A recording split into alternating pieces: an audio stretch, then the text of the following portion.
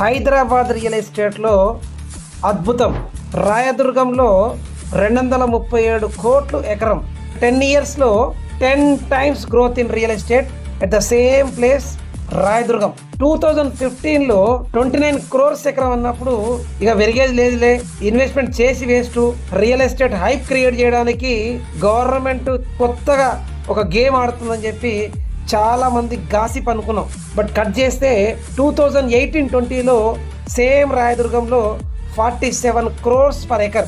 So అది అద్భుతమని అనుకోక ముందుకే కోకాపేటలో 100 కోట్ల ఎకరం. ఇవన్నీ చూస్తున్నాము, మళ్ళీ పెరిగే ఛాన్స్ లేదు అనుకునే లోపే 2025లో same రాయదుర్గంలో 177 crores per acre. 2026 237 crores per acre.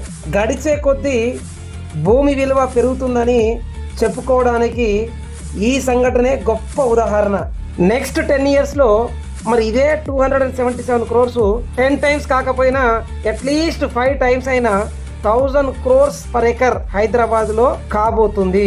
100% guarantee. So ఈ పరిస్థితులన్నీ చూస్తుంటే భవిష్యత్తులో 2030 తర్వాత తెలంగాణ ఏరియా మొత్తం మారుమూల గ్రామానికి వెళ్ళిన 10,000 రూపాయల గజం కంటే తక్కువ దొరికే పరిస్థితి ఉండదేమో. Do invest in real estate and create a greater foundation to the next generation, and good luck.